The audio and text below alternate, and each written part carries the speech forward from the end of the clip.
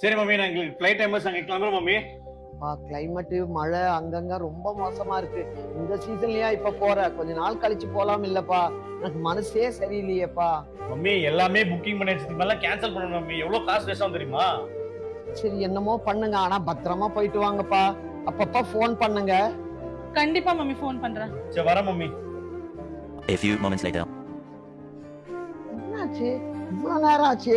Night ஏறின உடனே phone பண்றேன் நாங்களே, ஒண்ணுமே புரியலையே. சரி நம்ம தான் பண்ணி பாப்போமே.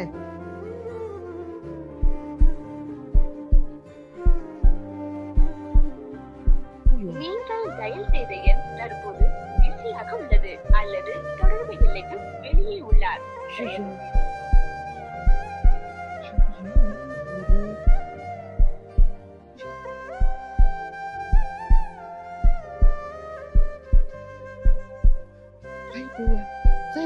என்ன ஆச்சு பிரச்சனை?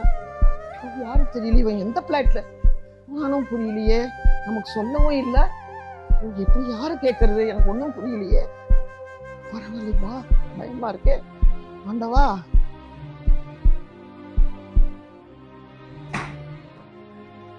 மம்மி ஏன் மம்மி இவ்ளோ பயந்து போயிருக்கீங்க? என்னாச்சு? பேக் எடுத்து எங்க போறீங்க நீங்க? பா வந்துட்டீங்களாப்பா? எனக்கு போன உயிர் இப்பதான்ப்பா திரும்பி வந்தது. ஏன்பா ஒரு போன் கூட பண்ணலையேப்பா? இல்ல மம்மி, நீங்க போகும்போதே மனசு உங்களுக்கு செல்லனீங்களா? அது நாங்களும் பார்த்தோம், அதனால நாங்க ரிட்டர்ன் வந்துட்டோம் மம்மி. சாரி மம்மி, எங்கனால உங்களுக்கு இவ்ளோ கஷ்டம். தெரியாதாமா? அந்த செல்லுல பாருமா எவ்வளவு நியூஸ். ஏதோ பிளைட் இது ஆகும் போது ஃபயர் ஆகி போச்சான்.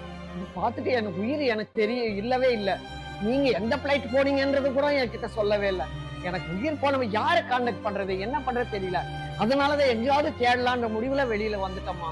என்னமோ பாப்பா, எனக்கு ஒண்ணுமே தெரியல. ஏதோ நல்ல காலத்துல நீங்க வந்துட்டீங்க.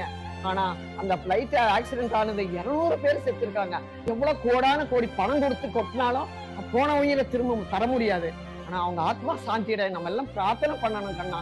அதே மாதிரி அந்த குடும்பத்துல இருக்கிற அவங்க துக்கத்தை மீண்டும் வெளியில வரணும்ன்றதை நான் மனசார ஆண்டவனை வேண்டிக்கிறேன் கண்ணா.